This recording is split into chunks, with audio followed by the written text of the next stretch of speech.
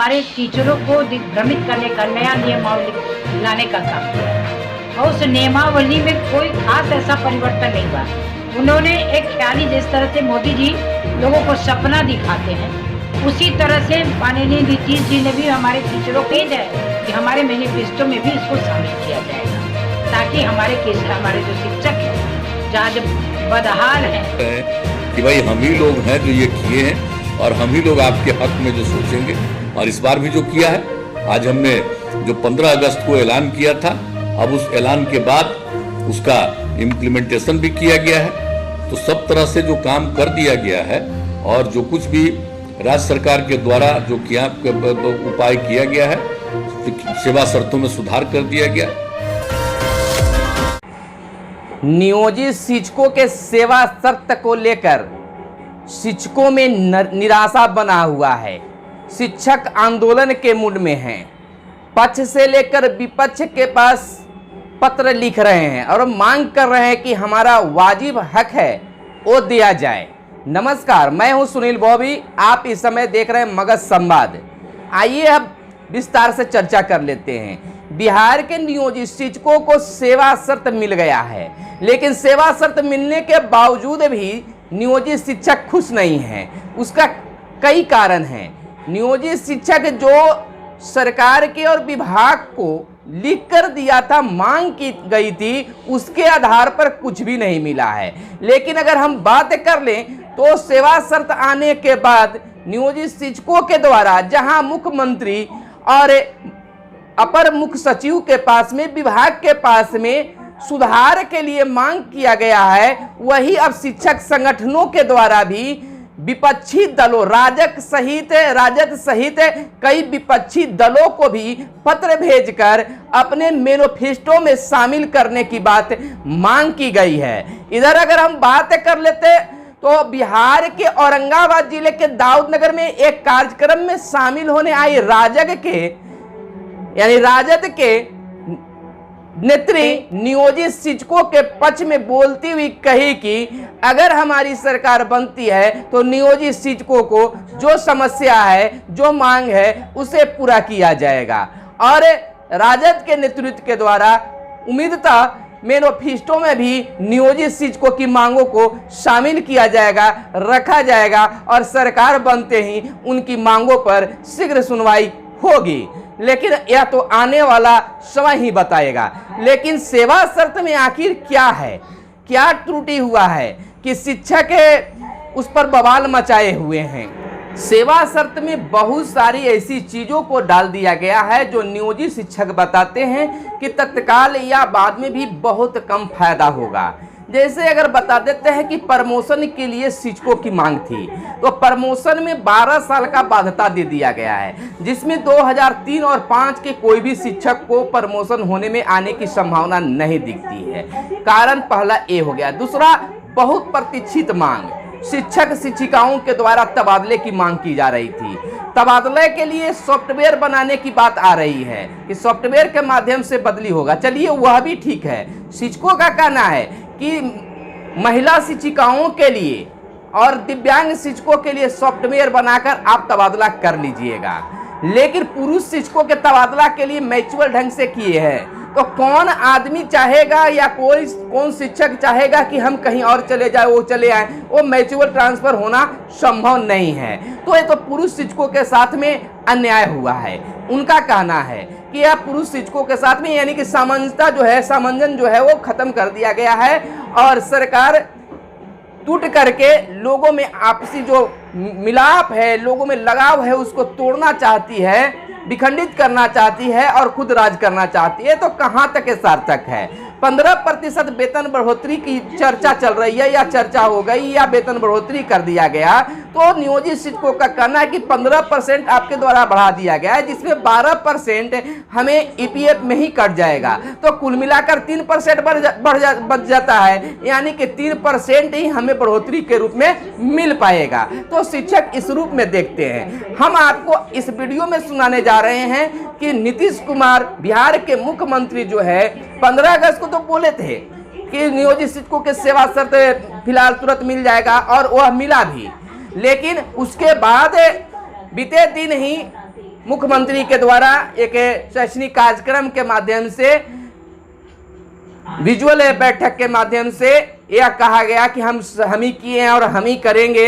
आप बच्चों को पढ़ाइए, पढ़ाने में मन लगाइए और वेतन बढ़ा है और वेतन को और बढ़ाएंगे। उस बात को भी हम सुनाते रहे कि उन्होंने क्या कहा है। उन्होंने एक मुख्य बात यह भी कहा है कि हम तो नियोजित शिक्षक कभी कहा ही नहीं, जबकि बेगूसराय के एक सभा में उनके द्वारा ही कहा गया था कि देखो हल्ला करने वाला, बवाल मचाने वाला नियोजित ही होगा, नियोजित भी होगा बार बार। और काफी मीडिया वाले भी उस दृश्य को, उस आवाज को, उस वीडियो को प्रसारित किए थे। तो हम इस बात को आपको दिखा रहे हैं कि इस समय बीते दिन जो है मुख्यमंत्री के द्वारा क्या क्या बातें कही गई कि नियोजित शिक्षक, यानी कि नियोजित शिक्षक नहीं बल्कि अब वह नियमित शिक्षक है, यानी कि अस्थायी शिक्षक है। नियमित शिक्षक नहीं, अस्थायी शिक्षक है। उनका कहना है कि शिक्षक जो है नियोजित नहीं है बल्कि वह अस्थायी शिक्षक है। लोग लिख देते हैं कि कॉन्ट्रैक्ट शिक्षक, लेकिन वो कॉन्ट्रैक्ट शिक्षक नहीं है बल्कि अस्थायी शिक्षक है। चलिए, यह भी बात आपके द्वारा है, लेकिन यह सेवा शर्त में कुछ क्लियर नहीं किया गया है। इसके कारण दूसरी ओर विपक्षी दलों के द्वारा भी अब नियोजित शिक्षकों के पक्ष में उतरना शुरू हो गया है, नियोजित शिक्षकों के पक्ष में बोलना शुरू हो गया। चुनावी माहौल है, चुनावी मौसम में लोग बोल रहे हैं। बिहार के औरंगाबाद जिले के दाऊदनगर में एक कार्यक्रम में शामिल होने आई राजद के नेत्री कांति सिंह ने भी नियोजित शिक्षकों के पक्ष में बोली और उन्होंने कहा कि नियोजित शिक्षकों को एक सपना दिखाने का काम किया गया है, कुछ भी नहीं। शिक्षकों के हक में जो सेवा शर्त बना है वो हक में नहीं बल्कि उनको परेशान करने वाली है और एक सपना दिखाने वाली है। तो आइए देखते हैं कि नीतीश कुमार ने क्या कहा नियोजित शब्द पर या वेतन बढ़ोतरी पर। और विपक्ष की जो नेता है, राजद की जो नेत्री है कांति सिंह, वह औरंगाबाद जिले में क्या मीडिया को बयान देती है और क्या हम यह भी बताना चाहेंगे क्या विपक्ष जो है अपने मैनिफेस्टो में नियोजित शिक्षकों की जो मांग है उसको सम्मिलित कर पाएगी या नहीं। यह तो आने वाला वक्त ही गवाह होगा। फिलहाल नियोजित शिक्षक किसी पर विश्वास नहीं कर पा रहे हैं। हाँ, अगर नियोजित शिक्षकों के मांगों के अनुसार विपक्ष अगर अपने मैनिफेस्टो में उनकी मांगों को शामिल करते हैं तो बिहार में राजनीतिक खेल कुछ और भी हो सकता है। ये मैं नहीं बल्कि सोशल मीडिया पर चल रहे नियोजित शिक्षकों के अभियान को देखकर मैं आपके बीच में इस बात को रख रहा हूं। तो आइए देखते हैं नियोजित शिक्षकों को लेकर राजद की नेत्री कांति सिंह औरंगाबाद में क्या मीडिया को बयान देती है। देखिए, हमारी सरकार जो हमारी क्या कहिए जो सरकार चल रही है, सुशासन की सरकार जिसे लोग कहते हैं, और इसने सिर्फ हमारे टीचरों को दिग्भ्रमित करने का नया नियमावली लाने का काम किया है और उस नियमावली में कोई खास ऐसा परिवर्तन नहीं हुआ। उन्होंने एक ख्याली, जिस तरह से मोदी जी लोगों को सपना दिखाते हैं, उसी तरह से माननीय नीतीश जी ने भी हमारे टीचरों को, टीचर में कोई कास्ट बैरियर नहीं होता है कि ये कास्ट वो कास्ट। शिक्षक के मतलब कि पूरे समाज के तबके के लोग उसमें समायोजित हैं।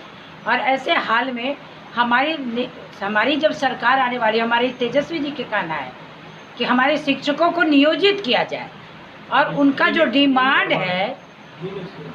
डिमांड है उस डिमांड पर हम 100% उनके साथ खड़े हैं। और मुझे तो उम्मीद है कि हमारे मैनिफेस्टो में भी इसको शामिल किया जाएगा ताकि हमारे जो शिक्षक हैं, जहाँ जब बदहाल हैं और अपने मांगों को लेकर के आंदोलन भी कर रहे हैं, और मुझे ऐसा जानकारी प्राप्त हुई है कि अभी भी लोग आंदोलन के मूड में हैं, तो इस सरकार तो फिर सिर्फ लॉलीपॉप थमाने का बात कर रही है।